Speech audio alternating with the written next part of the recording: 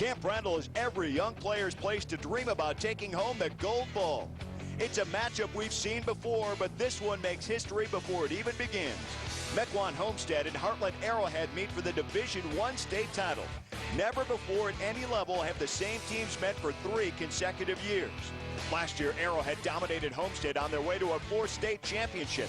But back in 2006, it was all Highlanders. Who win the rubber match in a series tied at 1-1? Find out next on Fox Sports Wisconsin.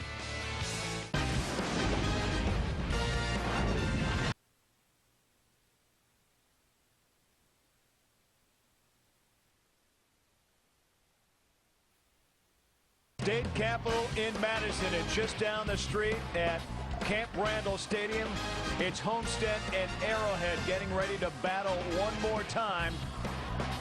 3 straight times, actually, for the Division I state championship, the finale of our coverage for 2008 here on Fox Sports Wisconsin, alongside Jamie Vanderbilt. I'm Craig Kishon.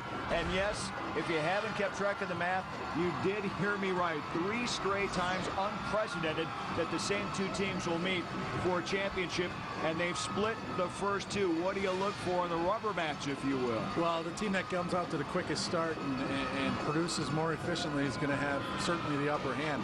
Nerves really shouldn't be an issue because both teams have been here 2 years in a row and now a 3rd year. So it should be a good, fun game.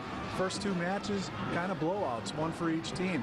Hopefully this is a tight 3rd game where the rubber match can be decided. Well, let's see.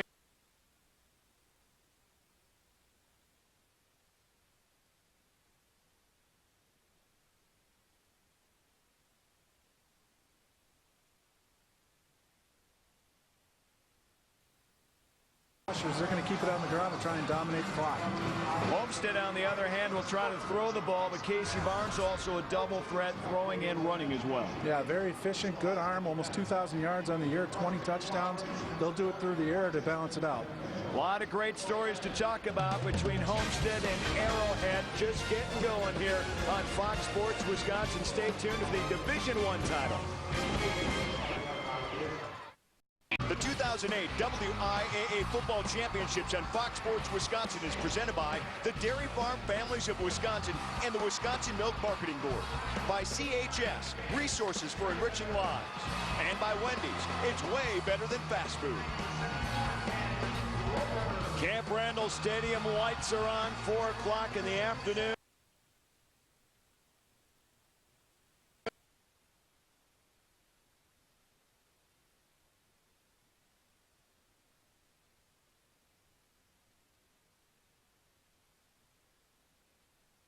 They're undefeated.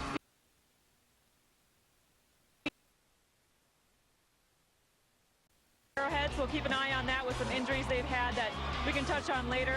The Homestead from the North Shore, 9-0 as well, undefeated. So both of these teams are coming in wishing to stay undefeated. They are the red and white. An interesting note with them, defensive lineman Shelby Harris is going to play at Wisconsin, so he'll be very familiar with this turf. He absolutely will be. Thanks, Heather. We'll hear from her throughout tonight's telecast here on Fox Sports Wisconsin, and she'll talk to the coaches at halftime as well, and post-game from the winners coming up. The last of 7 division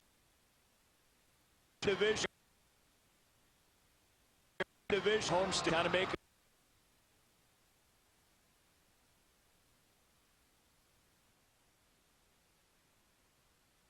it's actually been one-sided, so we'll see how the 3rd time.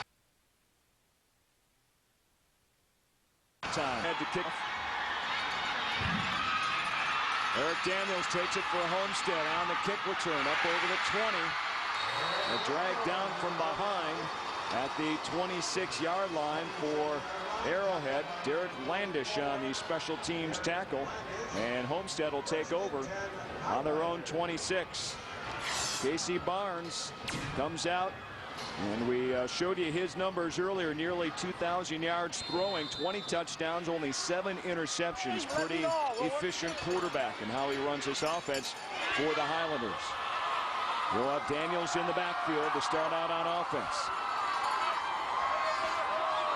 They'll spread it out. With the throw, pass complete. Mike Collins. Gets things going for the Highlanders, and a look at that front line anchored by Matt Johnson in the middle, the center. And then your backs and receivers along with Daniels. Homestead topped Middleton in the semifinals, 35-21 to get here. Collins, by the way, scored all 5 touchdowns, and he caught today's first pass. On the keeper, it's Barnes. And into Arrowhead territory all the way down to the 45-yard line. A fast start for the Highlanders. Yeah, this is a great play call. Fake the handoff and go the other way. Arrowhead's doesn't have a lot of defenders over there because they only have 1 wide receiver over there and no tight ends. Defense flows to the play fake, and it opens up a big corner to get around.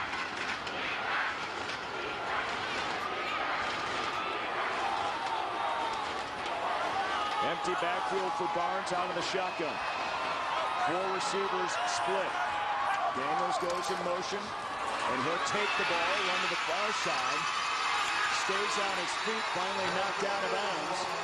Very close to another first down. Let's take a look at our CHS starting lineups defensively. Justin May anchoring that front line on defense for Arrowhead. Then it's Burner and Landers, the 2 linebackers, and then 5 in the defensive backfield. Lustero, among others.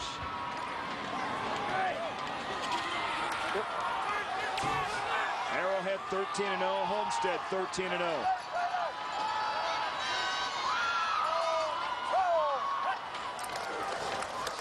Full house backfield. Straight ahead goes Daniels. And no room to go on 3rd down and short. Absolutely not. Excellent penetration by Arrowhead's front 4. Shedding blocks, getting in the backfield. Homestead's trying to catch him off balance with a quick hitter through the hole. First guy through, and Arrowhead responds. 3rd down, about 1 now for the Highlanders. Barnes pitches to the outside. Ryan Brown. And he'll pick up a first down and move the chains. Simple play. Toss it to the outside. Get him to the edge quick. A couple linemen out in front of him blocking. He doesn't need much. He only needed 1. He picked up 4.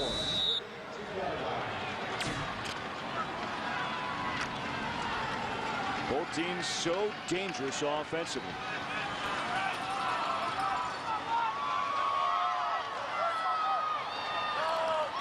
Good look at that spread offense run by the Highlanders. Daniels will take it up to the 30-yard line, gets about 2.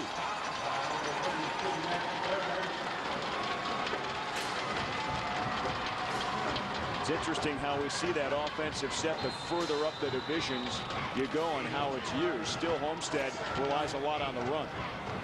Yeah, you know, the passing game that they have, the ability to pass the ball certainly opens up that running game. And they can do that out of any formation. Arrowhead's got a couple big defensive tackles, got a lot of speed out there to flow to the ball. It's really going to come down to the basics. This time getting the call, Walker. And he gets back to the line of scrimmage. That's about it. Here's the replay towards the top left of your screen. Good job by the linebacker crew and the defensive end shedding those blocks and not giving anything up. Arrowhead doesn't flow to the play fake. That comes with coaching and responsibility football. 3rd down and 8 now for Homestead.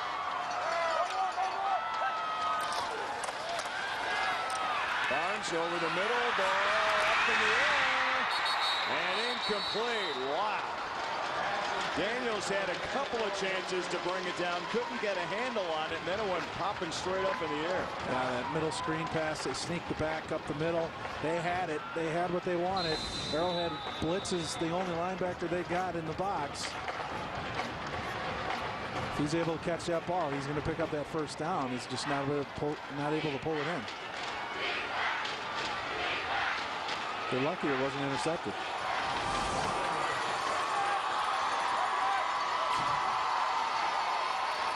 Fourth down. Homestead's going to go for it from the 30. Barnes looks, throws.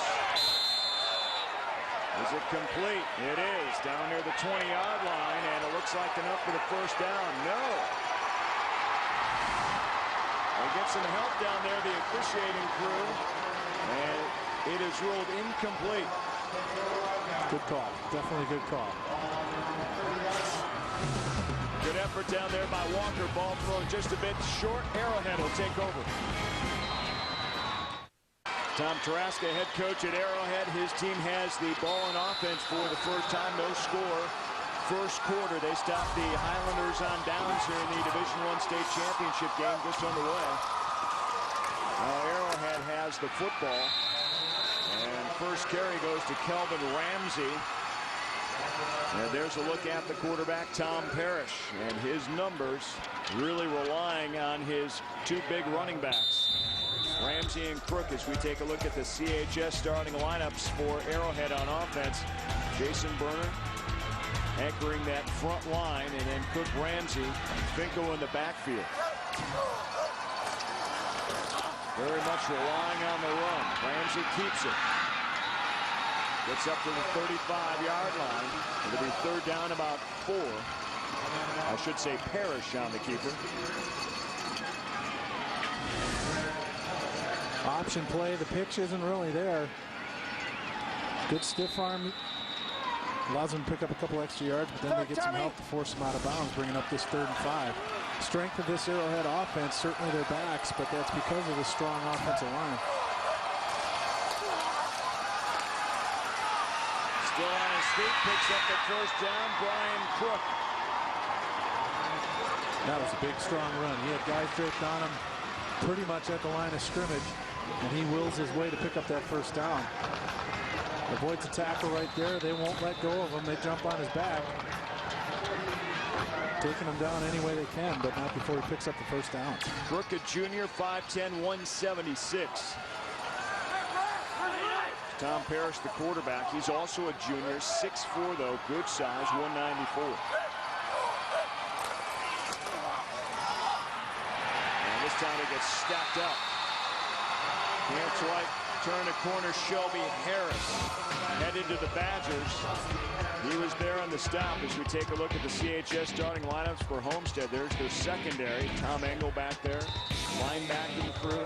Darius Feaster. And then Shelby Harris, Ben Gardner. Shelby Harris garners a lot of attention, and Gardner was saying the other day, you know, if he gets double teamed up, it only helps the rest of us. Huge part of the success of that defensive front. Parrish back to pass. Nothing doing. There's Harris again. House of Harris. Good pressure from the right side.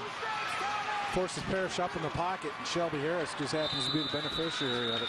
But excellent pressure by the defensive end, forcing Parrish to step up. Nobody got out of the rush lanes. Everybody kept their relationship to the rush lanes and each other. Nowhere to go for Parrish. Third down, 15.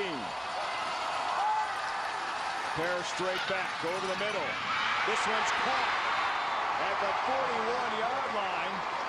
And a nice job for Arrowhead. That's Russell Finko.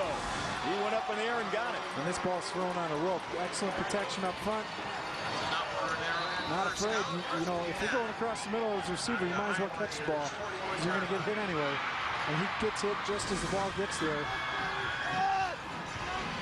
Good pitch and catch. Russ Finko, a junior. Calling out a lot of juniors' names for Arrowhead, and here they are back at state. Another big run. Down to the 25-yard line goes Ramsey. I don't know if Ramsey's just that shifty, or if the two guys coming in just absolutely blow by him, but two guys miss opportunities at the line of scrimmage on him. Turns it into a big game. Ramsey is senior, 5'9", 161.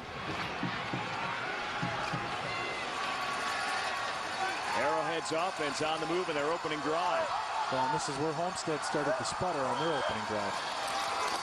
Gets a little tighter the closer you get to the red zone. However, big run, ball loose. Homestead's got it. And recovered by Ben Gardner of the Highlanders. Brian Crook spun away, had a first down, and then lost the football. Got the first down. You got to put that ball away. He's getting it from both sides. He gets hit from the blind side, and the ball pops up. Instead of trying to reach back and keep a defender off you from behind, you got to protect that ball. Darius Feaster, number 20 for Homestead, made the big hit to force the fumble. Well, Jamie, you called it. You get down that far, and it gets a little tighter. Barnes, quarterback, eludes a would-be tackler and runs out of bounds past the 20-yard line. Good pickup up to the 22 to be second down and short from there. Well, Barnes makes number 44, Derek Landish for Arrowhead, miss completely. Puts a good move on him. When he should have been stopped for a couple of yards, he ends up picking up 8. Temperature at 24, wind chill at 18 to start this Division I state championship game in Madison. No precipitation though. Barnes. Very close to a first down. Going to be marked just a little bit short as we take a look at Homestead's road to the Capitol. It's out West Dallas Hale in level 1, then Milwaukee Marquette in a close game. Racine Park handled pretty good and then took care of Middleton in the semifinals, 35-21. Have not lost since Arrowhead beat them in last year's championship game, and Arrowhead has not lost since the Highlanders beat them, of course, the year before.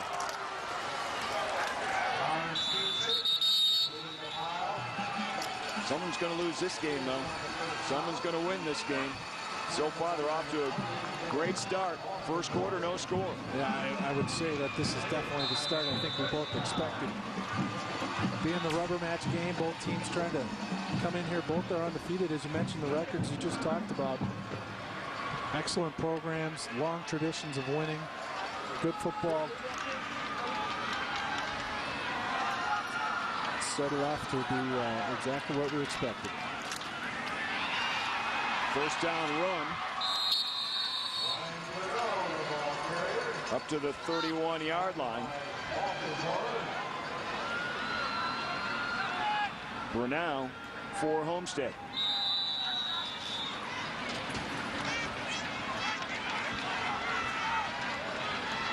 It's amazing when you get to this level, Jamie, the depth at the skill position you see. There's depth at every position. There's just more of a pool to work with. Now again up to the 36-yard line, just shy of the first down. It'll be third down and very short from there. Look at the games we did yesterday, Division 6 and 7, where there's 30 kids on the sidelines. You go to Division 1, and Arrowhead's got pretty much a college roster on the sideline. That's a big advantage. They can platoon people, offense and defense. You only play one side of the ball. You don't have to go both ways. How about this for Arrowhead's defense? Third down and less than a yard, and Brunel gets shut down. Watch the replay. Homestead's trying to hook these defensive players for Arrowhead, trying to seal that edge. Arrowhead just uses their speed, keep that outside arm free, outside shoulder free, and make the play. Joey Balthazar on the stop for Arrowhead, number 20. And so that'll force the Highlanders to punt.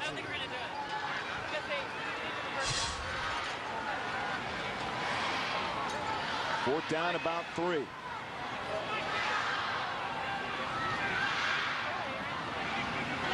Casey Barnes also punts. High snap. A good punt. Goes out of bounds right at the 31-yard line, so that's where Arrowhead will take over.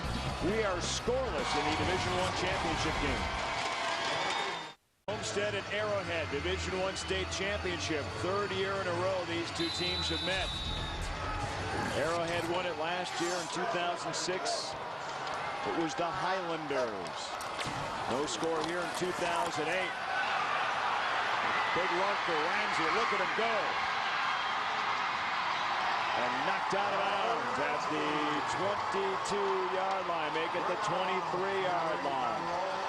And Bobby Ullman makes a touchdown saving tackle. He takes a great angle from his free safety position. But excellent blocking up front. Look at the wave of offensive linemen pushing that defensive line around. Getting up to the second level. A lot of red shirts chasing from behind on that play. Very nice move to get 46 yards all the way down to the 23-yard line of Homestead. So Arrowhead right back near where they coughed up the football the first time they had it. Short gainer. Well, let's take a look at Arrowhead's road to the Capitol. They topped Manitowoc Lincoln 49-19 in round one. Then got by Oshkosh West. Hartford Union shut them out and then slugged it out with Stevens Point last weekend 49-21 in the semifinals to make it back to state. They are here for a 9th time overall. No one else can say that.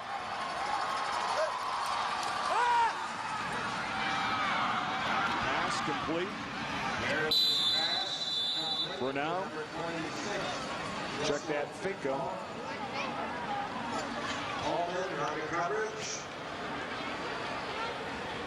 Quick pass, get the ball to the sideline.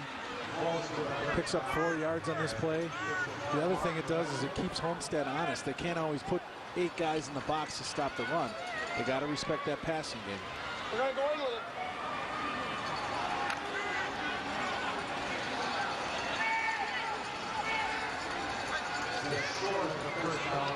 They're going to come in and measure for the first down.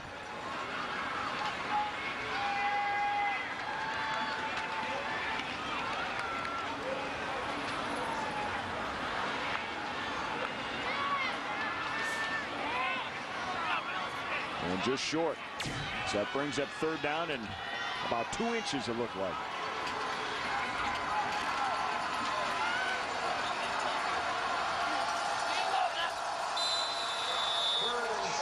Big spot on the field, though. 13-yard line of Homestead. Should be a false start. There was a Homestead defensive lineman that flinched, but I don't think he ever hit the neutral zone. And it is on the offense. You are correct. Well, how big is that? Inch or two away. Yeah, exactly. Penalties, turnovers. We've talked about it in every game in the last couple days. A lot of times the team that makes the least mistakes is playing the most perfect football is going to win.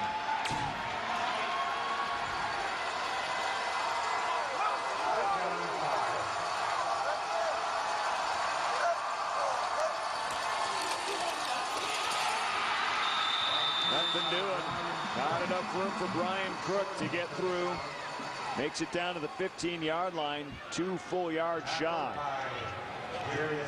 So it is 4th down for Arrowhead.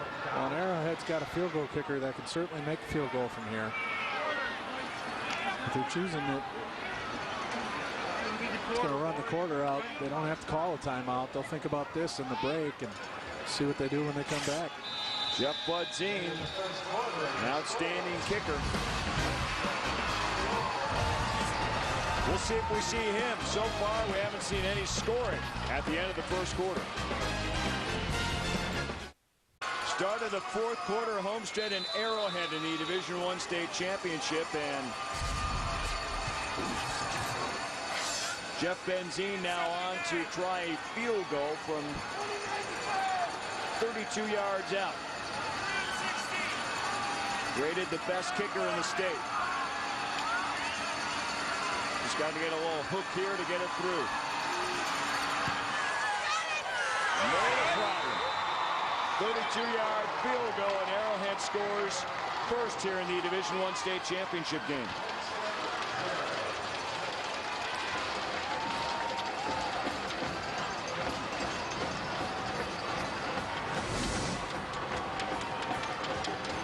No pressure up the middle. easily within his range, and he puts it right through the middle of the uprights. They put a nice drive together. That's a big advantage, especially in high school football. If you have a kicker that go for a field goal outside the 20-yard line, that's a huge advantage because so many teams have to go for it on 4th down from that spot because it's too close to the end zone to punt. And a lot of teams are in no man's land. And I mean, it is rare even to see and say the best teams of the state in each division get here, but very, very, very few even then have a field goal kicker. Well, somebody they can rely on from any kind of distance besides an extra point. Thinking back in the last 2 days, I can think on one hand how many field goal attempts we've seen.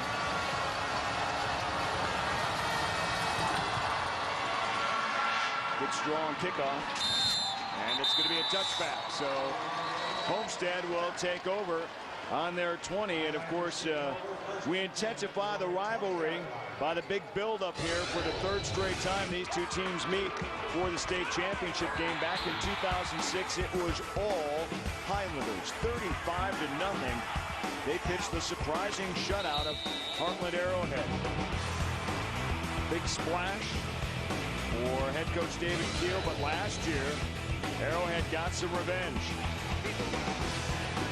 They decided to wear the red jerseys. The red jerseys have proven to be the winners. They got the convincing victory as well. Now Homestead back in red, but they trail in this game 3-0 early 2nd quarter. Number 47 for Arrowhead, Jeremy Olsniak, comes off his initial block, and he's got an opportunity to stop this pass for no gain, but he forgets to wrap up. All you got to do is wrap up. We're now on the reception. He wrapped up a shoe anyway, had to put his shoe back on.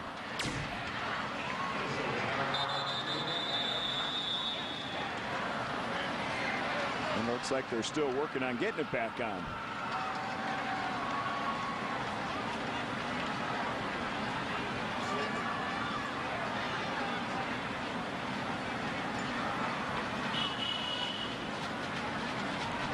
Gene Van Galder, our referee here in Division I, is going to hang it up. Going to retire. 2nd down, Tommy. Good way to go out.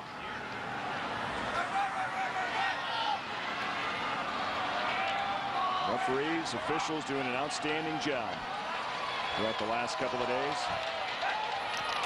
34 years he's been an official. Wrapped up, thrown down is Eric Daniels. And the Warhawks defense coming alive. Matt Berner on the stop. And Matt reads this perfectly. He doesn't bite on any kind of fake, and he hits the hole, hits it hard, and beats him to the spot. That's where your defensive tackles help out the linebackers by taking up 2 offensive linemen and not allowing that offensive line to get to the 2nd level and take on a linebacker. 3rd down and 5 for Homestead. Barnes out of the shotgun. Throw incomplete. And his receiver, his intended receiver, fell down. His tight end out there. Yeah, it looked like their feet got tanked. Pass interference calls throughout the whole day in the other games we've had. This is one where it's pretty clean. Joshua Woodman, his tight end, the intended receiver. So that'll force the Highlanders to punt. 10:21 to go here in the 1st half. And the defender has as much right to make a play on the ball as the offensive person. If their feet happen to get tangled up, as long as that guy's not going through the offensive person to make that play, there's no penalty. Over the head of Barnes into the end zone. He's going to try a quick kick, and it's blocked. And it goes out of the end zone. So Arrowhead special teams, and couple that with a bad snap. And they add to their 3-0 lead. It is now 5-0 Arrowhead. Just a high snap. Kareem couldn't jump that high. He's got a little bit of time. But if he's going to punt that ball, well, he's got a couple options. He could try and kick it through the end zone and just take the safety initially. He opts to pick it up, and he's lucky that ball ended up going out of bounds then. You run the risk of having Arrowhead block it, keep it in play, and then score a touchdown. No question. So, a couple of extra points for the Warhawks. It is 5-0. You know, the other part is Arrowhead now gets the ball back. So you just get their, you get to the point where you're going to get your defense out there. Arrowhead's still going to get the ball, plus you're spotting 2 points.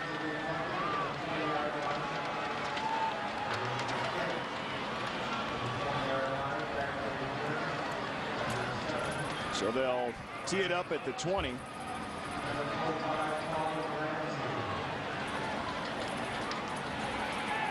And Casey Barnes will tee it up, do the kicking. Not even close to getting that first punt snap. Way over his head, and so with the option of doing both here, they decide to do the kick instead of the punt from the 20. Good return over the 45-yard line for Arrowhead. That's where they'll take over. Kelvin Ramsey brings it back. Good field position and a 5-0 advantage. Heartland Arrowhead a 5-0 lead over Homestead. Early second quarter, and Arrowhead after the safety and the free kick up to the 45-yard line in great position to try to add to their lead. Flag comes flying in along the line of scrimmage. And nowhere to run for Crook anyway. But it looks like Arrowhead may get pushed further back. We'll see. Definitely the spot where you would automatically think of a hold, and there it is. So 10 yards from the spot of the foul.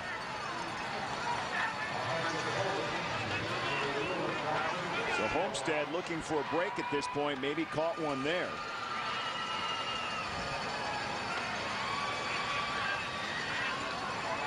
That'll push Arrowhead way back to the 32-yard line, where to be a repeat of first down, but a lot further to go. Well, and because that's a spot foul penalty, they mark it off from where it happened. It's a 17-yard penalty. They got a 5-yard gain. The hold happened 2 yards behind the line of scrimmage. And they mark it off 10 from there.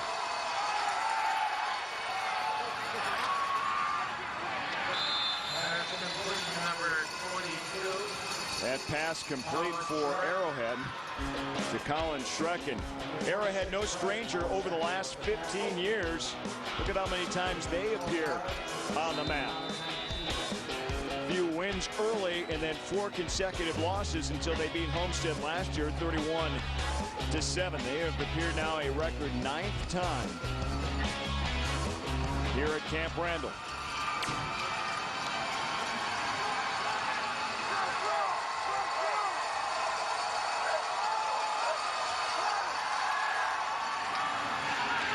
Intercepted.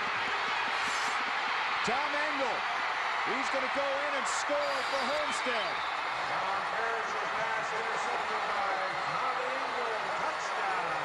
And how about Tom Engel? Separated his shoulder in the second round of the playoffs and makes a strong comeback here in the championship game with the interception return for a touchdown. Oh, that's a great read on the ball. The receiver falls down. Number 22, Colin Schreck. Parrish's throw is good. Yeah, actually, it's thrown behind him. Great play on the ball, great break, and there's nobody to stop him. So instead of, you know, this whole first part of the game has been momentum Arrowhead. They get a field goal, they get a safety. Feel like the momentum swinging their way. Just like that, Homestead takes it right back. And the lead. Extra point by Matt Stern is good. Check that, Mike Scow. Here's that play again, plenty of time. Ball's just thrown to the backside of the receiver's shoulder. It's thrown to the long shoulder. He tries to cut back to it. He loses his feet. Typically in that situation, you're going to see the receiver become the defender and break that play up. It's tough to do that when you're on your back. 7-5. And how big was that holding penalty? Yeah. Forcing Arrowhead into a first and long into a passing situation. First and long, second down, they throw that interception. So that's a 17-yard penalty. You can certainly read more into it and say that they would have called something else on 2nd and 5 versus 2nd and 15.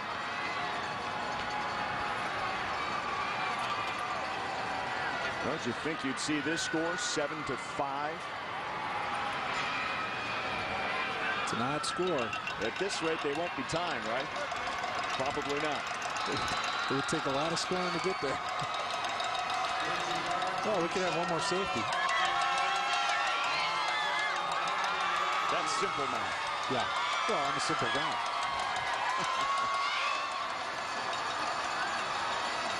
Barnes will kick off.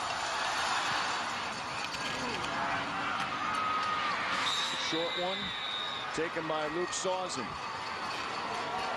And Arrowhead will still have good field position to start this next possession.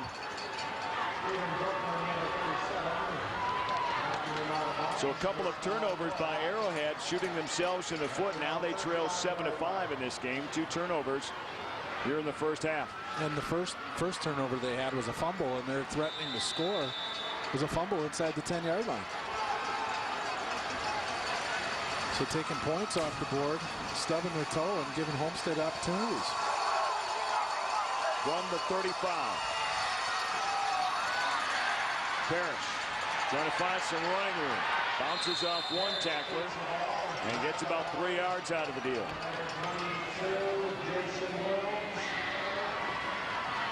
Jason Wilms with the tackle. Watch Homestead just fold the ball. Nobody gets picked off. Missed tackle there, but not a lot of damage. I mean, they're able to keep him in check, keep him for a short gain. It's a long way to run for 3 yards. Boy, it sure is. And a big push at the end. 2nd down and 7.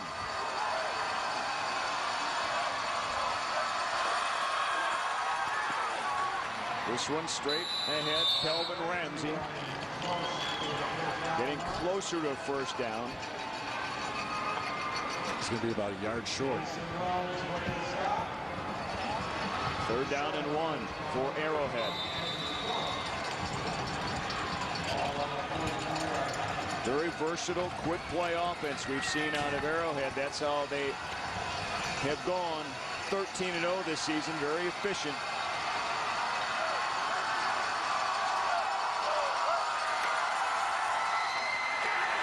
Ramsey, I think that second effort may have gotten that first down. That spin, was the original contact. He spins to try and get out of it. They're marking the ball just over the 45-yard line. It depends on how far over, and they give it to him. They're going to say the 45 was where he needed to get.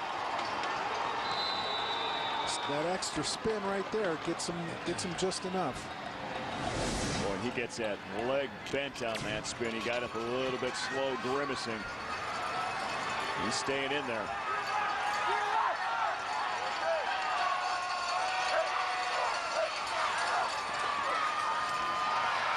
Pitch back, and I'll tell you what, Highlanders all over that. Yeah, there wasn't a lot of daylight on that play period, but Parrish seemed to pitch that ball a little too quick. He's got to force that defensive player to make a decision. If he cuts that up and in, he's got a chance. Instead, he puts his running back out on an island when he pitches it to him, and there's nowhere to go. Not to say even if he turns it up, there's any room, because Homestead's flown to the ball. Loss of 3. As we look at the rushing comparison by Cook and Ramsey. They are used to churning up some big numbers, but I'll tell you what, it's going to be rough going. Ramsey again tackled, and I'm telling you what, Jamie, this guy is slow to get up again. I want to think about giving him a blow. He's getting hit pretty good right now, and they keep going back to him. But Homestead's defense certainly playing with a much better sense of urgency than they did, at least through the first quarter and into the second quarter. That turnover, that interception for a touchdown, has really fired this team up. 3rd down comparisons. Arrowhead 3 out of 4 so far. 3rd down and long here. Pass incomplete. Arrowhead will have to punt. That's a good series for Homestead. Good protection up front. There's going to be some late pressure. Hit just as he's throwing it, but the ball's thrown high. And the reaction from Tom Parrish, the quarterback. Now let's watch this. Set to punt. Pretty good average. Let's watch this snap too, because the last time Arrowhead punted, they had a high snap as well. And a timeout called by Homestead. They lead at 7-5. Second quarter. It's 7-5 over Arrowhead. 6:29 to go in the second quarter. The Warhawks forced to punt. Jeff Budzine set to do the duties. Wobbly punt. Takes an Arrowhead roll all the way down to the 20, all the way down to the 19-yard line where it is down.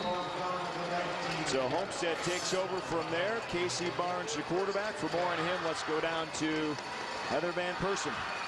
Thanks, Craig. Yeah, you guys have all been seeing what he can do as a quarterback and a punter and a kicker. But what people may not know about him is that he will graduate as a multiple sport athlete with 12 varsity letters.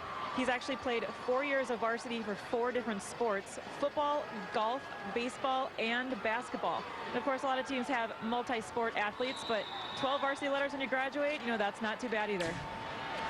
Too shabby at all. Kind of Jamie Vanderbilt territory, I think. I don't recall. You don't recall? Barnes showing off the arm. And it's picked up. Arrowhead's got the football. Chris Pendergast on the interception. And he got in there just in time. Barnes was looking for Mike Collins. Ball's thrown up to grabs. Thrown into double coverage. He's beat. And then the coverage is beat initially, but ball takes too long to get there. Allows Arrowhead to catch back up and make a great play on it. If I'm Casey Barnes, I need my receiver to come and help me out a little bit on that and at least break it up.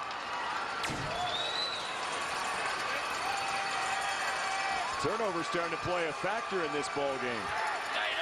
Starting to catch up to the score.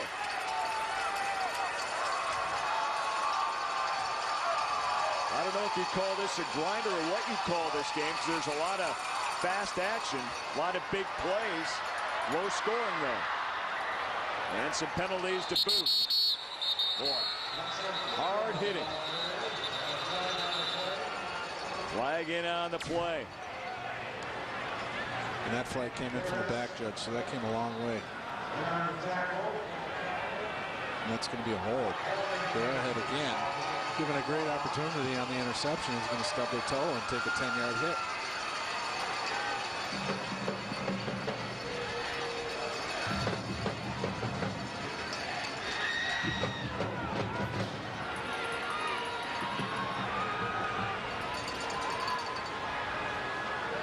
This is the 10th time in the Division I title game that 2 unbeatens go head-to-head, and the first time since 1999 when Homestead beat Marshfield 23-13. Arrowhead's been there twice in unbeaten roles against their opponent. They beat DC Everest in 1996 and also Muskego in 94.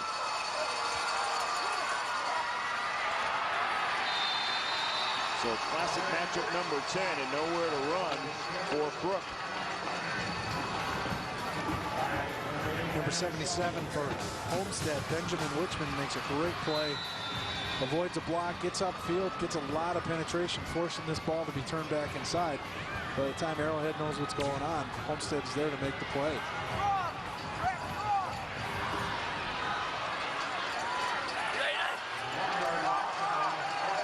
Second down and 17 for the Warhawks.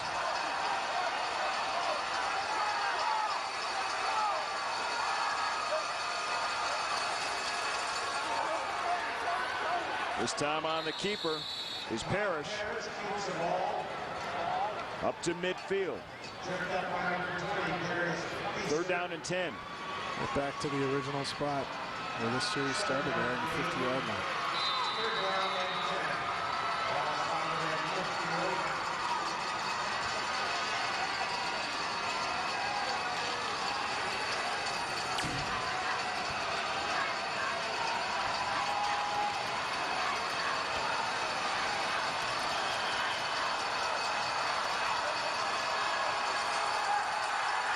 Pumps once.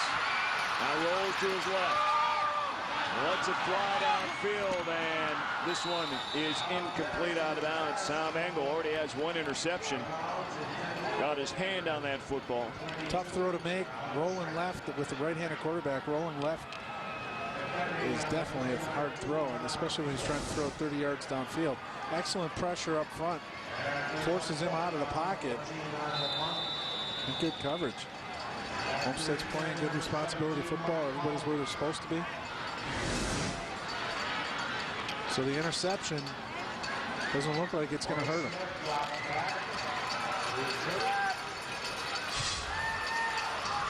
Butteen into punt.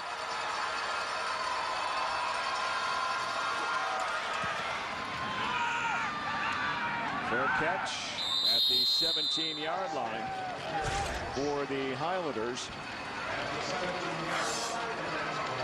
Coy Smith. He's a junior. And now the offense will come on the field, led of course by Casey Barnes. No offensive touchdowns so far in the first half of this game. 4:04 to go in the second quarter. Homestead scored their touchdown on a interception return by Tom Engel. And Arrowhead is a field goal by Badzine and a safety against Homestead on a bad snap on a punt attempt. Eric Daniels tripped up.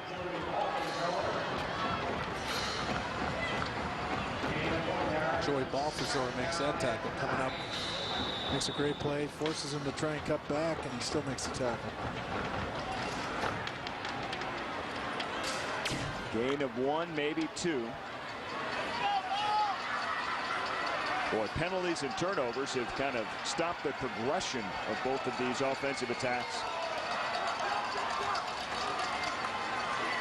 Daniels trying to cut back up the middle. It's maybe another yard, but that's about it. It's going to be 3rd down and long for the Highlanders. Yeah, that play is not designed to cut back up the middle. That play is designed to get him to the edge. When he cuts back in the middle, he's on his own, and he pays the price on that play. Both these teams know each other extremely well. They played each other now the 3rd year in a row in the state championship game, but they're both local teams to each other. They understand, they know a lot about each other. Coaches are friends. It's, they're not going to surprise each other. It's who's going to execute the best. Barnes, heavy rush, gets the pass off, completed to Daniels, and he's tackled very nicely from behind Jim Burnett. Saved a big play from developing. Yeah, Daniels has some good speed. He gets a full head of steam. He's going to get an opportunity to make this 1st down. Instead, he's taken down from behind, forcing a punt. 2:20 and rolling here in the first half. Barnes will stay in and punt.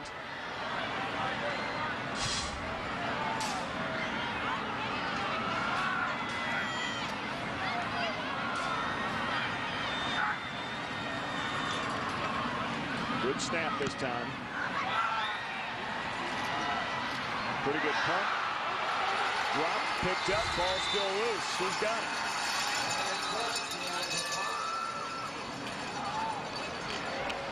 And Arrowhead comes out of there with it. Wow. Just barely. I mean, he never gathers this one in. Goes right between his legs as he's bobbling, he tries to gather it. Right there, it looks like Homestead's on top of it. Jeremy Olenzak, how did he come out of there with that football? Right place, right time. Good awareness. So from the 39-yard line, Arrowhead takes over. 1:51 to go here in the first half. Really, Craig, since that interception return for a touchdown, Arrowhead's offense has not done anything in 2 series. This being the 3rd. They've had penalties. They've stubbed their toe a couple times, been forced to punt it. When in the first quarter, their offense dominated Homestead's defense.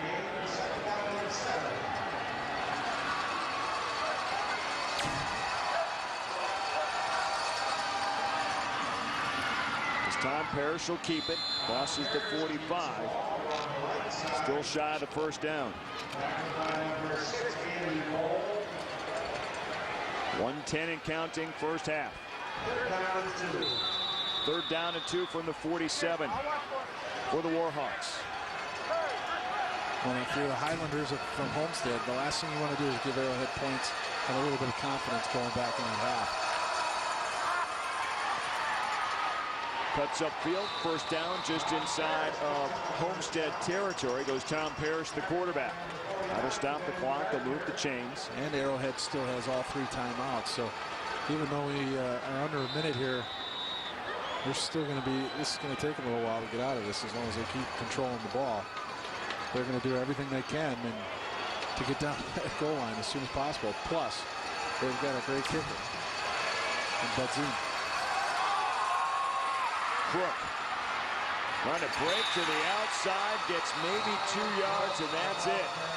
Darius Feaster, number 20, one of the captains for Homestead, steps up, makes a great open field tackle, forces Arrowhead to use a timeout. Watch this play. Watch him close on the right-hand side. That's a perfect tackle. Absolutely perfect. Surprised at all that with 3 timeouts, Arrowhead just simply let this clock go in the last 2 minutes. They had decent field position to start out at their own 39-yard line. Try to make something happen. Championship game? I don't know. Well, Arrowhead's definitely spreading the ball around. There's no question about that between rushing and receiving. Who's the target? Who's featured? We've seen Crook. We've seen the pass over the middle. We've seen Ramsey. We've seen a lot of different receivers. Shrek. And then Ramsey will keep it himself. He's the threat. Spread the wealth, you bet. Those are the yards so far in the game individually. So they're racking up the yards, just not the points. And Homestead will take that, I'm sure. I think Homestead feels pretty good about their position right now going into halftime, assuming it stays 7-5. Arrowhead outgaining Homestead so far in total yards, 151-74. But Homestead, same scoreboard. They're up 7-5. Crook. Really nowhere to go on 2nd down. 23 seconds to go. Another timeout on the field used by Arrowhead. That's their 2nd one left. And there's a noticeable difference in the tempo that Homestead's defense is playing at. First few series of the game, they were getting pushed off the ball. They were getting driven back. Able to force a fumble down towards the 10-yard line to stop Arrowhead's first drive. But now since that touchdown, interception for a touchdown, they've just been flying around, making plays. Nothing's been easy for Arrowhead's offense.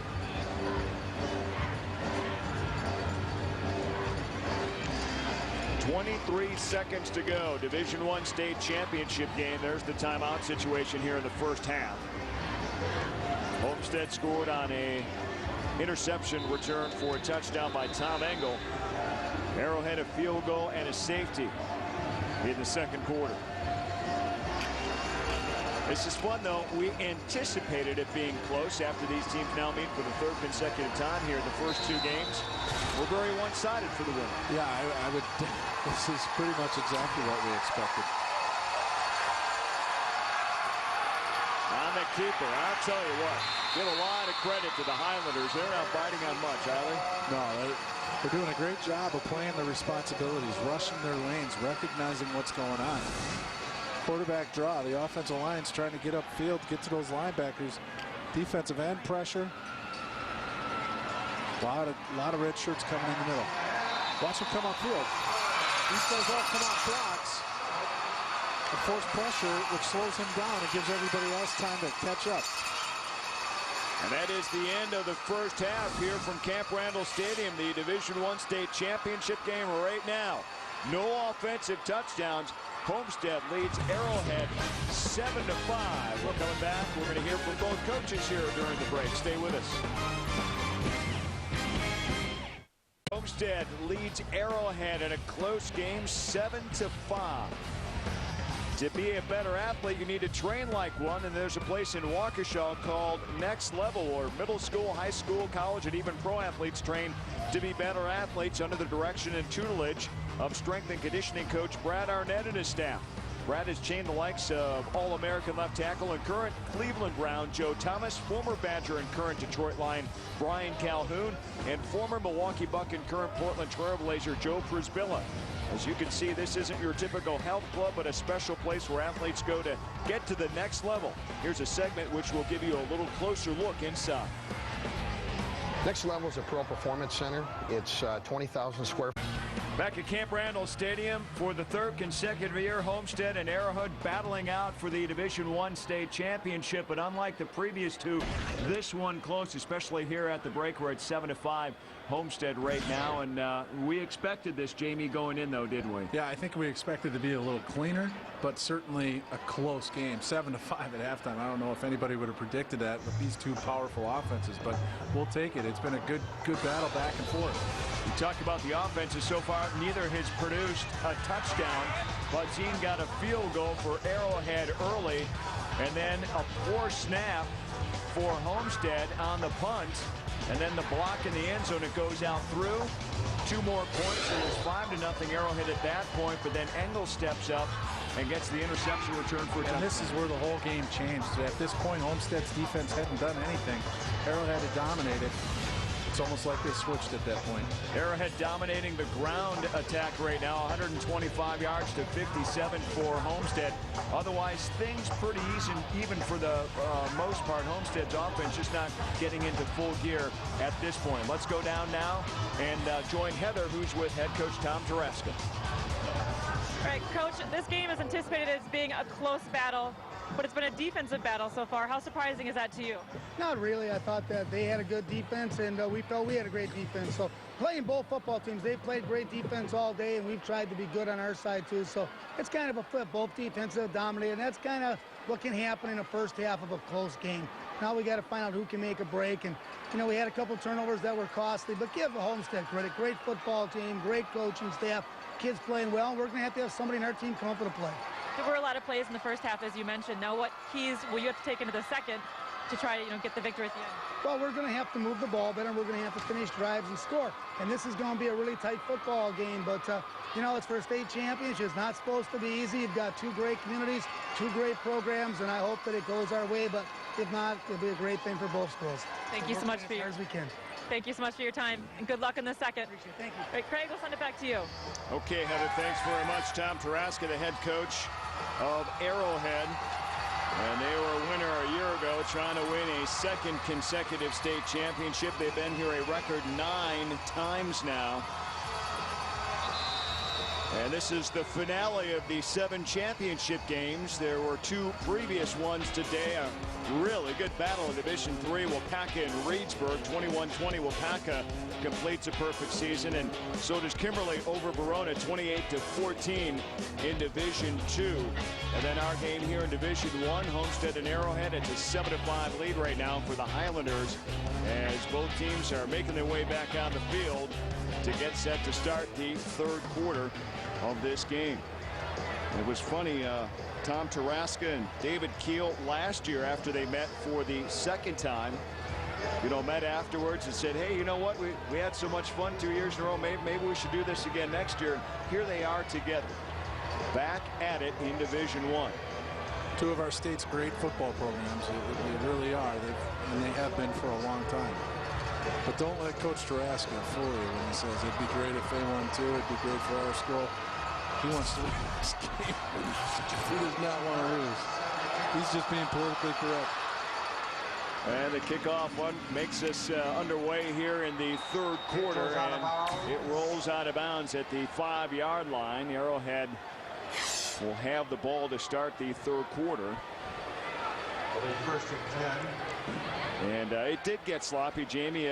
You were right. Low scoring, no offensive touchdowns yet. Probably the most surprising thing is not the score being close. It's just been a little sloppy. That second quarter was sloppy on both sides. Well, and certainly that's going to happen when good football teams play each other as well, because the other team's going to force you to make some mistakes. You know, certainly a close game. I think that's what everybody wanted. We want everybody to play a clean football game and see who comes out on top. And it was a battle in the first half. It kind of went both ways, back and forth, pretty much how we expected it to.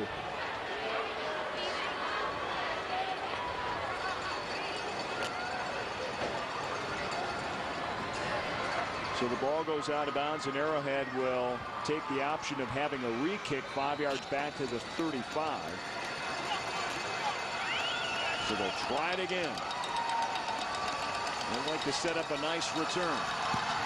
Barnes, a swibbler, taken at the 35. Big hit at the 40-yard line, and that's where Arrowhead will take over. Jeremy Olenzak on the return, and he got hit hard and comes out there holding his left shoulder. Yeah, Ryan Grieve, number 9 for Homestead, and then Kirk Kaufman, number 53, put a tattoo on him. They hit him pretty good. Hopefully he's all right and he'll be able to come back in. But or being the up man meant a full head of steam. Here's the shot.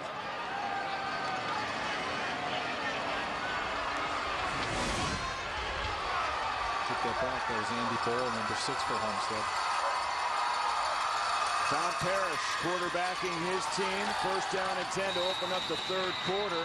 And not a whole lot of room for Kelvin Ramsey. So halftime hasn't changed where they're going running the football. Not a lot of success to open up the third quarter. No, and right now Homestead's defense, it's only been one play, but they're continuing to use their speed to avoid these big offensive linemen that Arrowhead has. If they allow Arrowhead to get into their bodies and lock down on that chest plate on the shoulder pads, Arrowhead's offensive line is going to have a field day with this defense. They haven't been able to do that in the last quarter or so, and Homestead's defense is playing much better. Ramsey trying to find a spot to turn, but cannot do it. Lucas Speaker came speeding in. Good pursuit, not allowing him to turn it up the field. Just like he's coached. Just nowhere to go.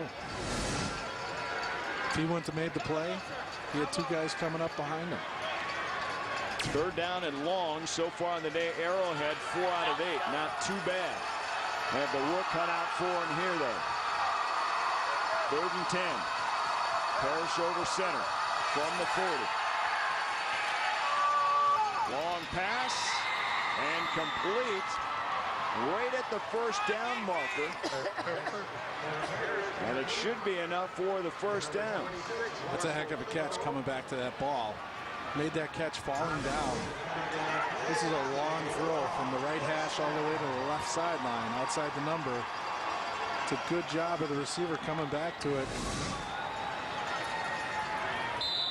Helping his quarterback out. Russ Finko.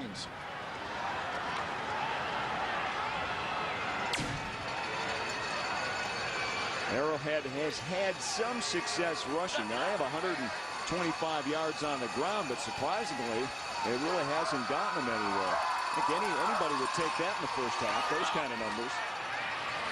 Pitch back Ramsey.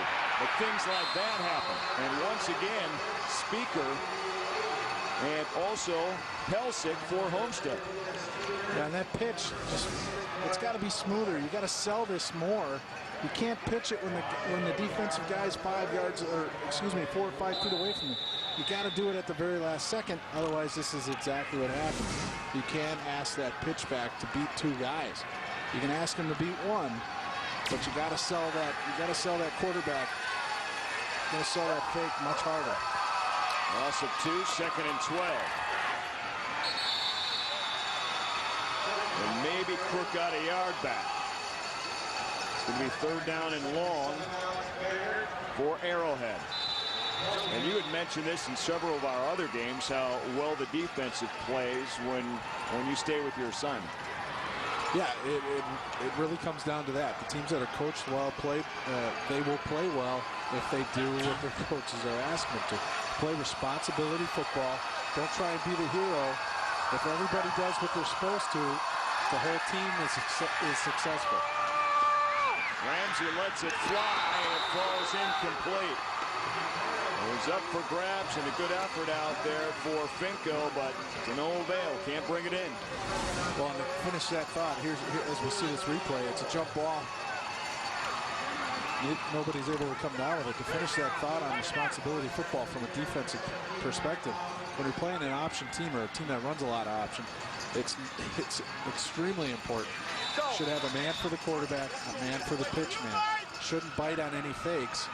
And if you play responsibility football, do your assignment, you should be able to handle it.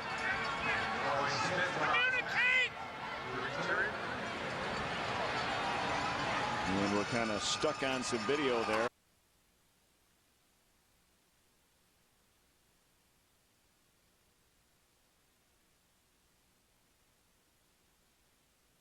On to 15. They'll mark it at the 13. When we come back, it's going to be Highlander football. They have a 7-5 lead here in the third quarter. Congrats. Well, you can hear having some video trouble right now here in Fox Sports Wisconsin, but third quarter of our Division I state championship game between Homestead and Arrowhead, and Homestead has the ball back to their 13-yard line, first down and 10. 8:48 to go in the third quarter, and the handoff goes to Eric Daniels, and he plunges ahead for about 4, maybe 5 yards up towards the 18-yard line. And a tough 4 yards. You know, it's fun watching these two defenses because all the rushing yards are tough to come by. That time he gets hit at the line of scrimmage, he's able to break free, and as he's falling forward, picks up the 4th yard. J.C. Barnes quarterbacking. He hands it off to Brian Brunel. And Brunel takes it to the right side. Now, if Brian can turn that corner and keep his feet, it'd be fun to watch him run. He looks pretty quick. If they can get him to an edge and get his shoulders parallel, square to the line of scrimmage, watch out. It looks like we have our picture back. And kudos to the crew. It's been a long 2 days here, cold weather. Something's going to happen at some point, but hopefully we've got it all straightened out for you. There goes Barnes straight ahead on third down and short. Picks up the first down up to the 26-yard line for Homestead. J.C. Barnes, the senior quarterback, 6'2", 205. Seems like he plays a bigger than him. He's listed at 6'2". He's an athlete. Size doesn't matter. He's a punter and a kicker, quarterback. First down and 10 from his 26. Brunel gets the call again. And he's able to get out and turn that corner the last couple of carries and takes it all the way up to the 33-yard line. Good pickup of about 6 yards. Well, we saw flashes of this type of offense in the first half where they could get 5 yards at a pop. Can they do it consistently? Can they do it long enough to put the ball in the end zone? We haven't seen it yet. But they've started with this first drive here in the third quarter offensively very well. Now again, first down. They've got something cooking here on the ground in the third quarter. And I don't know if it's just by chance, but they seem to be picking on the right side of the Arrowhead defense, or the left side of the Arrowhead defense, the right side of Homestead's offense. They're trying to get that corner. I don't know if they're trying to set something up or if they really think they need to get to that edge, but it's paying off.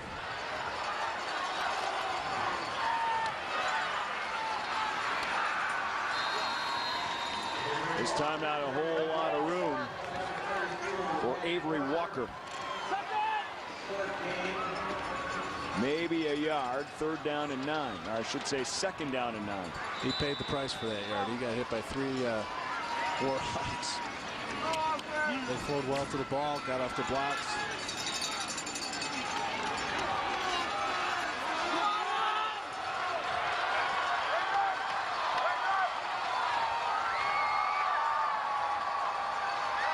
Barnes over center. Hand off Daniels. Look at him break free up to the 43-yard line. At the last second, that shirt just let go. That jersey did. Tough going. Didn't quit, kept his feet moving. Didn't look like he was going to get much of anything, and all of a sudden he pops out of there and he gets 3 yards. So total rushing yards on the day. Homestead 62 yards behind, but certainly improving on that. Kind of the difference as you looked at the total yards between the two schools. 3rd down and 6. Barnes pass complete. 1st down. And he finds his tight end Joshua Wickman. That's a pretty good sized target. 6'1", 245. Yeah, excellent protection up front. There's a blitzing linebacker up the middle. He's picked off. Good pitch and catch. Spins out of the first tackle. Nice play. 1st down Homestead, 41-yard line of the Warhawks. Good individual play defensively by Charlie Seitz. Charlie must have been in that Homestead huddle because he was in that backfield as soon as the ball was snapped. It's the type of play you need to stop the momentum of the other team. Homestead's starting to put something together. TFLs are huge.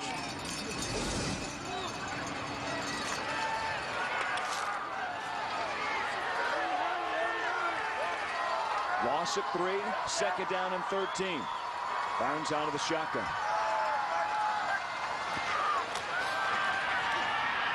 And it's intercepted. Adam Lockman. He said, hey, you're throwing it right to me. Nice play.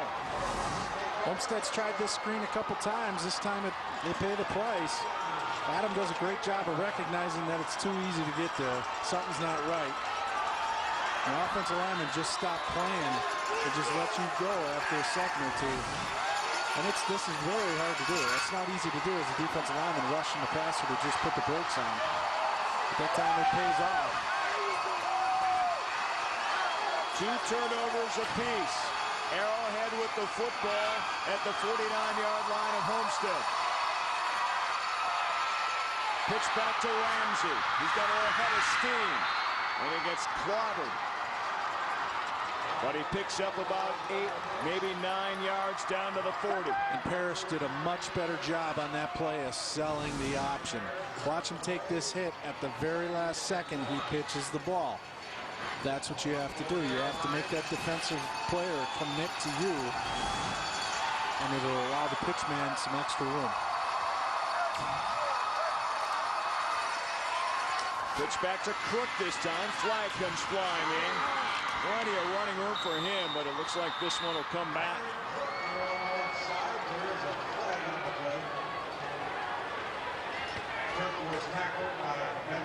Seems that way. Arrowhead seems to be walking backwards. There's the official. Holding against Arrowhead. And this is what the Warhawks kept shooting themselves in the foot with in that 2nd quarter.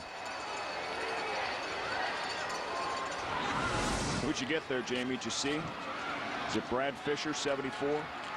Seems to be who they were looking at. Didn't quite see enough of it there. But again, you get some things going. You get a turnover just like Homestead did in the first half. It's switching the momentum. Stub your toe with a holding call. 2nd down and 11 from the spot. Another pitch back, Crook. And he gets back to the original line of scrimmage, which is the 49-yard line of Homestead. It's going to be 3rd down from there. Yeah, the penalties really came back to bite Arrowhead, especially in that 2nd quarter. They've got 4 penalties for 37 yards. They've had a couple big holding calls. I believe 3 holding calls. It's hard to bounce back from. When you're playing a good team, it's hard enough to beat just the team, let alone yourself, when you're making mistakes. Good point.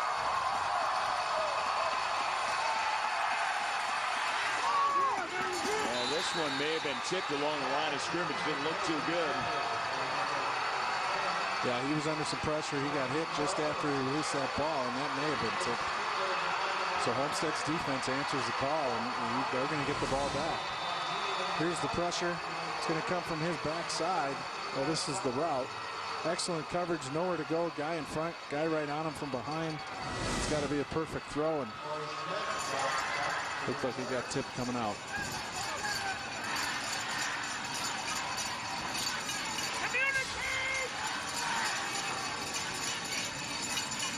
Jeff Budzine into punt. Loader takes a nice roll inside the 20 and out of bounds at the 18-yard line. So that's where the Highlanders will take over when we come back here on Fox Sports Wisconsin. Back to Camp Randall. Homestead a 7-5 lead over Arrowhead. 2:33 to go in the third quarter. Division I state championship. Highlanders have the ball back and clinging to their 2-point lead. A defensive touchdown on an interception return has been our only touchdown of the game by Homestead. Barnes will keep it. And he gets popped after he had gone out of bounds, and flags come flying in. It's going to be a personal foul call. And Russell Darrow, number 13. Then he stands over him and starts talking to him after he hit him out of bounds to make it even worse. So that's an easy call to make. And those are the kind of mistakes that kill you. That's 15 yards. He's out of bounds. Yeah, you got to hold your composure there. Yeah. And he does it over on his side of the field. Yeah, I can stand over somebody I just knocked down in front of 100 of my buddies too. So instead of being deep in their own territory, suddenly the Highlanders are way out at their 44-yard line. You can't against good teams, against anybody for that matter. You don't need that. But those are the mistakes that just kill you. You got them pinned back deep in their own territory. You don't need to help them out. So they go from the 18 to the 44 with a good run and a penalty. Barnes to Daniels. Dances up the middle. Big gain. Another first down for Homestead to the 42-yard line. Well, Daniels is fun to watch. He's never done running until he's on the ground. He's wrapped up in the backfield around the legs. He scoots out of it. Great part here, that offensive line is sustaining those blocks for a long time on the second level to allow him to get this first down. It's a big, tough run. Nice job by the whole front. 14-yard pickup.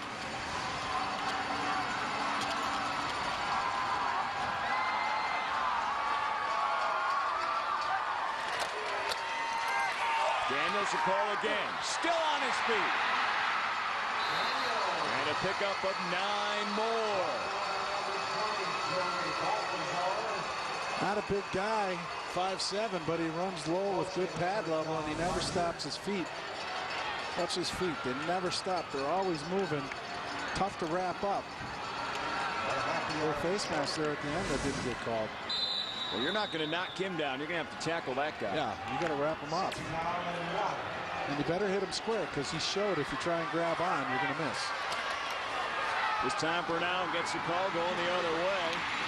Picks up the first down and is dragged down inside the 30. A first down, though, for Homestead. And Brian puts a big stiff arm on. First and 10 Highlanders. And one of Arrowhead's men right here to pick up this first. Just enough to get to the edge and get that first down. There's that offense can put the hand on the defense's face mask, but not obviously the other way around. I'd like to know why that is, but who knows? You get on that. That's an all-levels thing, though. We talked about that earlier today. Well, now, big hole.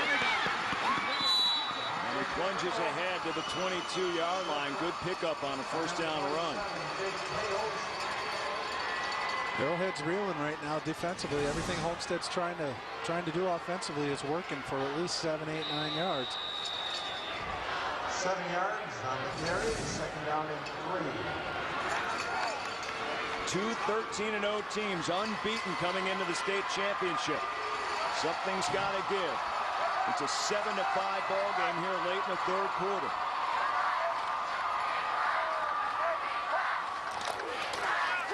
Daniels straight ahead. Another first down. Spins for more. Down to the 15-yard line. I mean, when you watch that play, it looks like there's a pile in the middle of the field. How does he get through it? All of a sudden, he just pops out of this. Watch him. There's a pile there. There's nothing. He scoots through the hole. A missed tackle, and he rolls out of it and picks up another first down. He's fun to watch. You never know where he's going to come out when he disappears, but all of a sudden, boom, he's there, and he picks up 5-10 yards. From the 15 of Arrowhead. For now. Cuts back up the middle. Touchdown for Homestead. Touchdown, Highlanders. Dominant drive. Well, that's a statement kind of drive. It started at their 18. Their quarterback Barnes had a big run, then the penalty, and then the running backs take over. Hosts the blockers out in front. He does the rest. Missed tackles. It's taken Homestead a while to get their offense clicking, but they are now.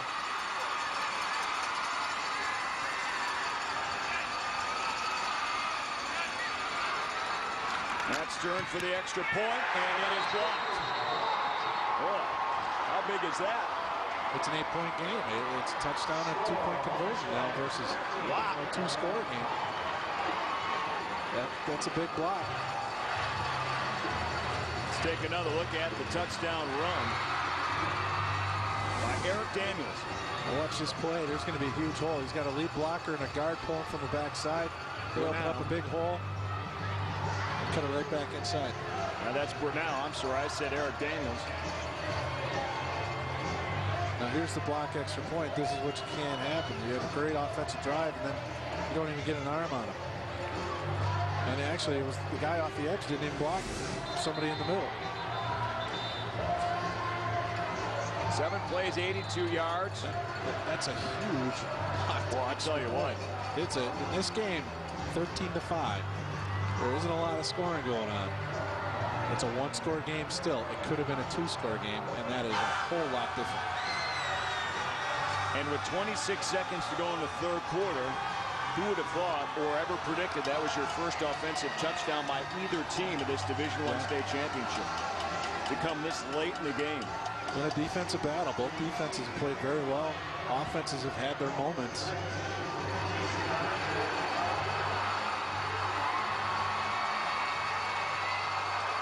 Barnes set to kick off for Homestead. Another low liner.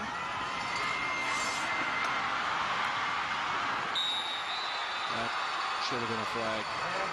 Homestead got away with a trip on the ball carrier. Ramsey tripped out. I guess you can do that. I apologize. 37, Stephen Brooklyn.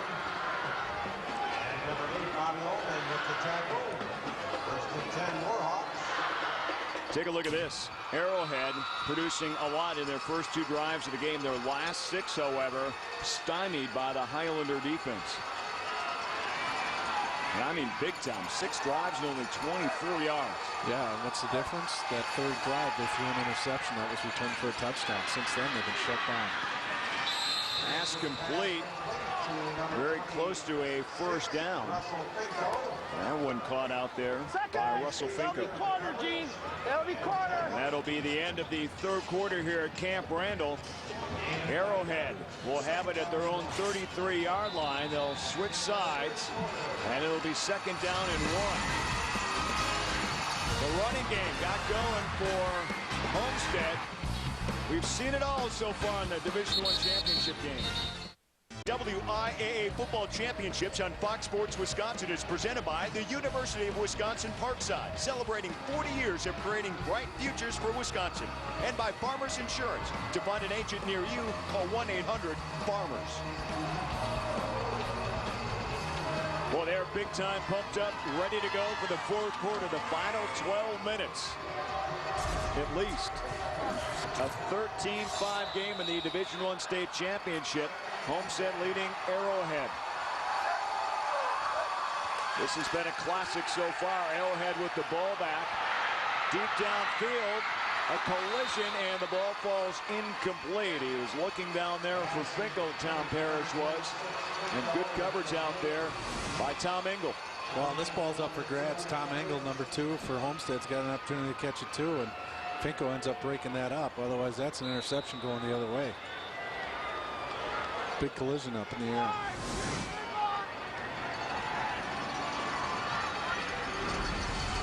Engel's already got one. And he returned it for a touchdown.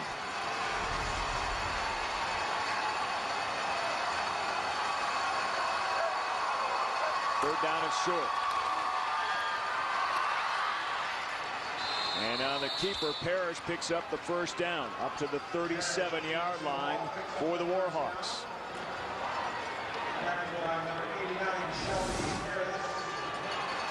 Good ball fake. They bite on the lead guy through the hole. Gives him an opportunity. Shelby Harris, we've mentioned his name a couple times earlier. Makes a good tackle in the hole. He's committed to play at Wisconsin. Ramsey picked that pitch out of the air and hauled it in. And was able to take it to the 43-yard line. And we've seen so many pitches today hit the ground or be bobbled. Right now is not the time to get careless with these. Make sure you look these in. It's not the best pitch. It's a little bit behind, but he's able to gather it in and picks up positive yardage.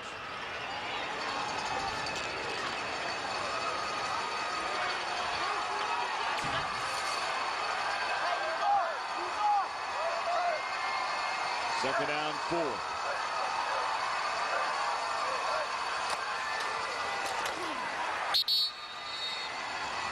Not much straight ahead. No, he's going to be about 2 short.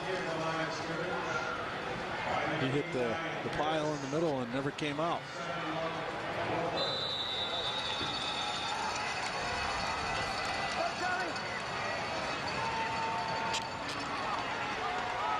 Rushing yards by half. Check it out. Homestead starting to come alive, and Arrowhead's really been held at bay here in the second half. Third down, 2. Parrish going to try to run for it. Dives ahead, and it looks like he's got enough. Selling out, trying to get every inch he can. I think you're right. He did get it, and there's the signal. Every bit of that dive was needed.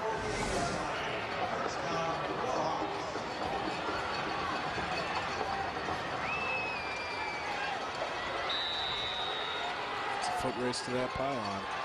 In this case, that first down marker.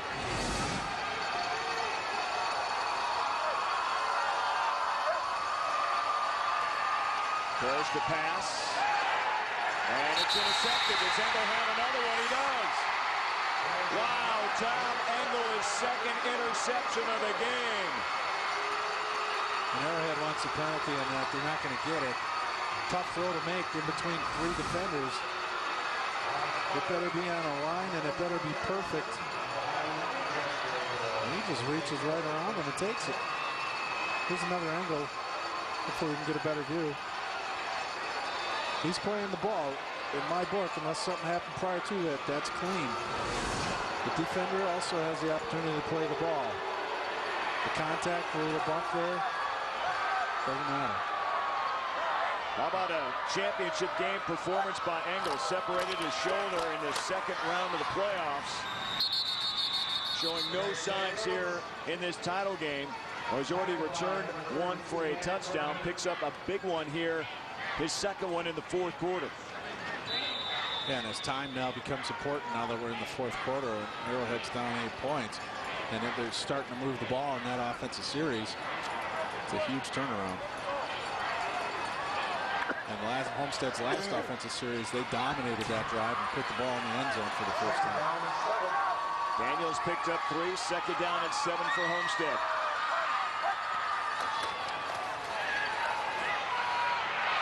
Pass complete. And he finds him again, Joshua Whitman. He's become a nice primary target for Casey Barnes. Yeah, he's made a couple nice big catches at key opportune moments. He pump fakes to him. They bite on it, and it leaves them wide open. Now you got to catch up. Good blocking up front. Plenty of time. He rolls out slightly. All you got to do is run under that one and make sure you hold on.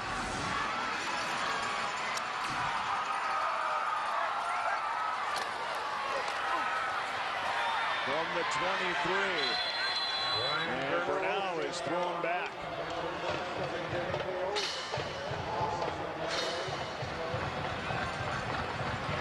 Maybe a yard loss. Or maybe just back to the line of scrimmage. It'll be second down and 10.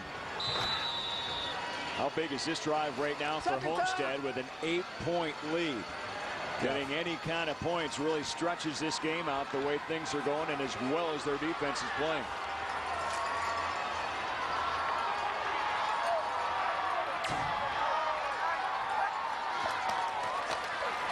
Harris comes in as a fullback.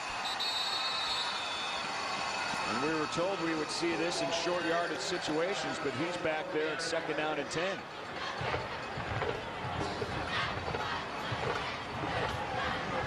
Third and long. Arrowhead's defense holding tough on these couple running plays here after giving up that big pass play.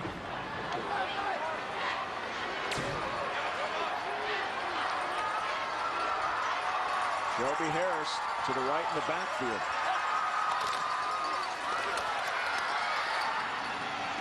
They give on 3rd and 5 to Speaker.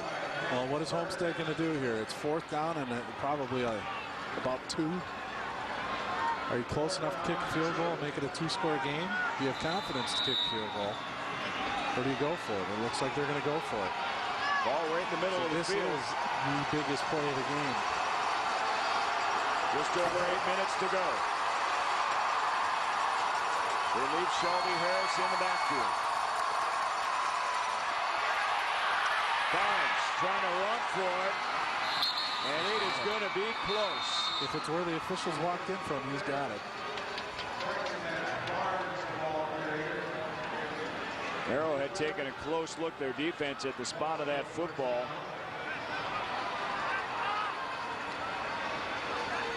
They're going to bring it out for a measure. It is going to be close enough to measure, no doubt about it. Not sure if he needed to get all the way to the 13-yard line or not. Yeah, the flags, if you go off the flags that are laying on the ground, he's got it. Let's see what the chains say. First down. I'll tell you what, they ran Shelby Harris as a fullback in that backfield all 3 plays, and they went his way on that 4th down run. You bet. He sealed the edge. There was an edge there. Guys float over the top to make this a close play. That's a fun game to watch. Goes flying around. Jimmy!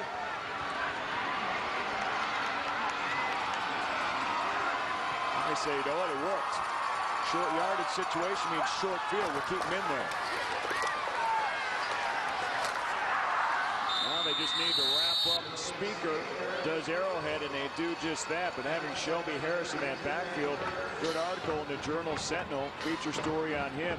Told the story of when he was a freshman coming in, size 16, shoes kind of clumsy, wore big glasses underneath his helmet, and since then he's gained 40 pounds. Shoe size goes up to 18. He's got contacts now, and he's going to have a full scholarship to be a Badger next year. Not a bad deal. Not a bad deal. It's fun when you grow into yourself.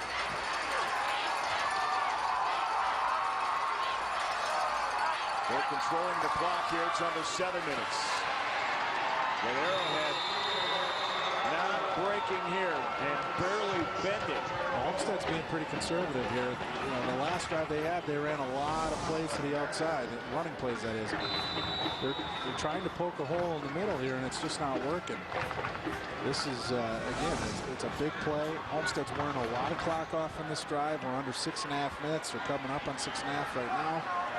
Arrowhead's down 1 score. We need some points here to give them 2 scores. Put them down 2 scores. Harris out, 4 receivers in. Daniels the lone man in the backfield. Barnes. Quick toss, intercepted. And down at the 13-yard line Jake Pales with the interception for Arrowhead, and how big is that with 6:07 to go? You can't. That's a huge play. It changes a lot of things. It gives you an opportunity. Steps right in front of the receiver, picks that one off. And that could save this game for Arrowhead. Instead of Homestead going in and putting another score on, whether it be a touchdown or a field goal, you keep them from putting any points on the board. Give your offense an opportunity with plenty of time to go and score. But you need a touchdown, not a field goal. Barnes has been intercepted 3 times in this game. Parrish pitch back to Ramsey, trying to turn the corner. And he got a yard or 2, and a late flag comes in. Yeah, they're going to get a ticky-tack face mask call. That hand just brushed by the helmet as he put the brakes on. So a 5-yard face mask call against the Highlanders. Here's the face mask. He's going to put the brakes on. The hand just goes across the helmet. That's enough to turn his head, so they got to throw the flag. But it's certainly not a personal foul, so they give him the 5-yard face mask penalty. That'll boost Arrowhead here, though. They'll have that ball marked up at the 22-yard line, so they're about a yard shy of the first down. Yeah, not a bad penalty, because it happened at the end of the play, so it's 5 yards from the spot of the foul. 2nd down and 1.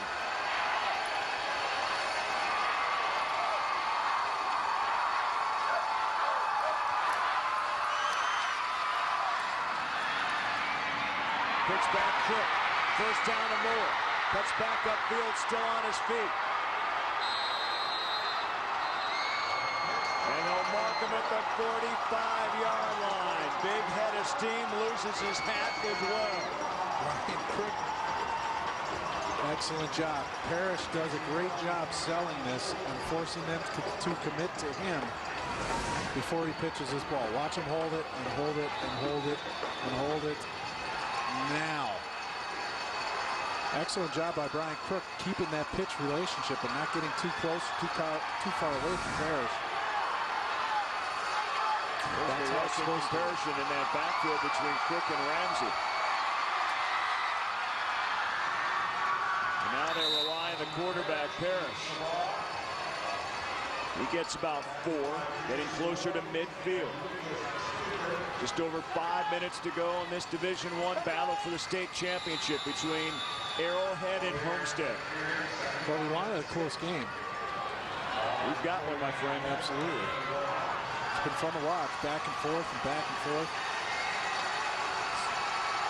This has been, as a whole, one of the more entertaining field of 7 championship games we've seen in some time. Crook, look at him spin and keep his legs going. He'll be just shy of the 1st down, but by less than a yard. Boy, there's some big-time hitting going on, too, isn't there? Yeah, the guys are out there trying to finish blocks. There's big hits on the ball carrier. About 75 right there as he leaves your picture. He's trying to finish blocks. Nick Dolan. I mean, the intensity level has certainly picked up since they got this ball back. Total yards. How close can he get in total yards in this game? 227 to 233. Barely in Arrowhead's favor. Parrish gets the 1st down. Down to the 42-yard line of the Highlanders. 3:54 to go. Here's the replay. Nothing to pitch to. Turns it up, gets what he can, moves the chains. Rushing yards by half, and here you go. Arrowhead starting to get some back here in the 2nd half, but overall lead the ground attack. And we've seen 2 good ones going at it. 1st down from the 42. Pitch back to Crook. And he just turns around, keeps the legs moving all the way down to the 35-yard line. Good carry. Yeah, a good stiff arm to get there. Absolutely. He puts a stiff arm on Jason Wilms right there. Just enough to get by him and pick up a few extra yards. Now, if an offensive lineman did that, it'd be illegal use of hands to the face. Unless you got the ball. All right, you've stated your case. It's just, We're going to get Obama on it. let's be consistent. Good pickup at 7 yards, 2nd down and 3. Parrish kind of got lost in no man's land with that defense just hovering straight in his backfield. This is supposed to be a reverse. And number 49, Ben Gardner, senior captain linebacker for Homestead, sniffs this out. He follows the reverse man. Watch him coming. It's supposed to be a reverse to 26. Russell Finko from Arrowhead. Nothing doing. Great job of recognizing what's going on. Arrowhead 8 of 14 on 3rd down conversions. 3rd down and about 4.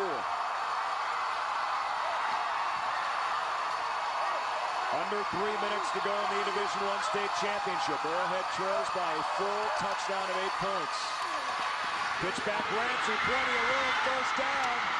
Still on his feet inside the 20, inside the 10, cuts back, touchdown! What a run! Great adjustment by Parrish at the line of scrimmage. Getting them in the right play. You heard him barking out calls. Sells the pitch. They get him to the corner, and Ramsey turns it up from there. Good blocking down scrimmage. Last minute, he gets popped, knocked on his tail. Good job blocking downfield, and there's just some missed tackles, missed opportunities in there, and good blocking downfield.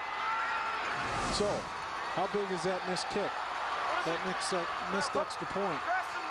Well enough for Arrowhead to try for 2 for the tie after the 34-yard run by Ramsey. He stays in the backfield with Cook. They got it from the 3.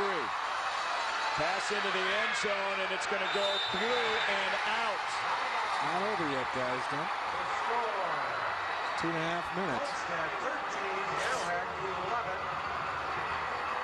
13 Highlanders, 11 Warhawks.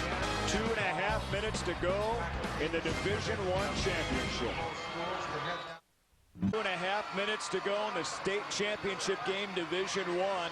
Homestead clinging to a 13-11 lead over Arrowhead. The Warhawks put a nice drive together, and now let's see about the onside kick. It is up for grabs, and the Highlanders come down with it. Cameron Nicholson. And he went up and did exactly what he's supposed to, catch that ball at its highest point. You may take a big hit, but hold on to that ball and watch him go up and get it. That's exactly what he's supposed to do. That front wave of guys for Homestead supposed to take the pressure off so he doesn't take a big shot. Let him get that ball. Played it perfectly. And that was a heck of an onside kick. Seen a lot of attempts this week.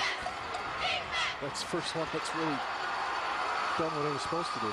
Real important to timeouts. Arrowhead only 1 timeout left as they trail by 2 points. And a big run right there to open things up by Bernal. Strong 8 yards, sets up 2nd down and 2. Keeps that clock rolling. Ball's kept in bounds. No timeout called.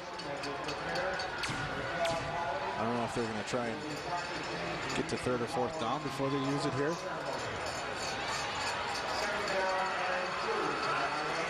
Second and short with under 2 minutes.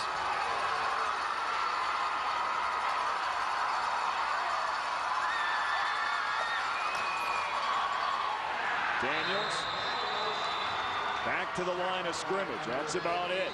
3rd down and short, and now Heartland Arrowhead is forced to call their final timeout with 1:42 on the clock. We will step aside as well. What a game in Division I.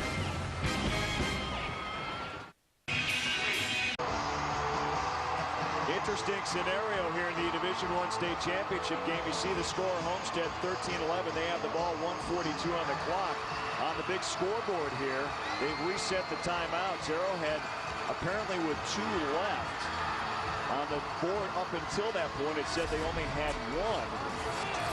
And that certainly changes things. I mean, that's a lot different. Well, it does if the coaching staff thinks that they only had one up because they never stopped the clock after that first run.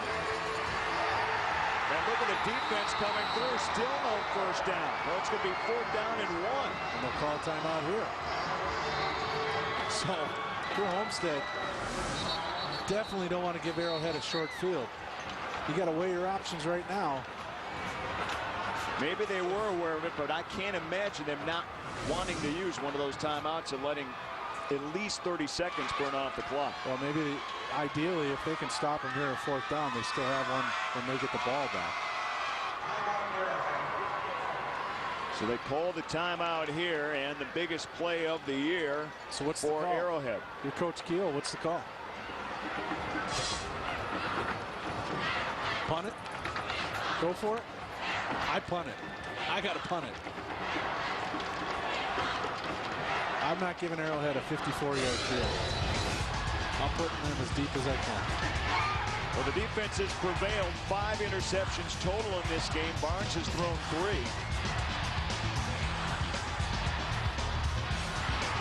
But his teammate Tom Engel has come up with 2 against Arrowhead and returned 1 for a touchdown and stopped right here this drive in the 4th quarter earlier. And the Highlanders had a chance in the red zone, but Arrowhead came up with a big one. And here we go, 4th down and 1, and it would appear as though Homestead is going for it. They've got Shelby Harris as part of that full house backfield. Barnes on the keeper, straight ahead, 1st down. And Barnes got a big push from behind because that momentum forward had stalled, and his lead blocker came up behind him and gave him an extra shove. They should have picked that up. Well, I'll tell you what, I thought he got a lot further ahead than he did. They're marking it right on the 45. I think it's enough. It is a 1st down officially. 1:29 to go. And that's essentially the game unless they fumble on exchange. That ball was fumbled too. That quarterback exchange was bobbled. He gathered it. Maybe that's why he wasn't able to get up in there. But he gets a push from behind to pick it up. So unless we see a fumbled exchange, Arrowhead cannot stop them. They have 1 timeout. That's not enough. The Farmers Insurance key stat rushing yards. Arrowhead 233 to 174 over Homestead. Keep it clean here now. But it's that Homestead defense coming up with the key interceptions, especially the one returned for a touchdown in the 1st half. Well, I'm using that timeout if I'm Arrowhead. The way that ball popped out on that 4th down, I'm going to use that just in case. Force him to snap it 1 more time. So far, Tom Taraska not calling it. Very interesting how the timeouts had reset. And you got to wonder if the coaching staff had been aware of that or not. I'm sure they were. Somebody made them change them. Now, Arrowhead's not going to use that final timeout. That could be it for Homestead.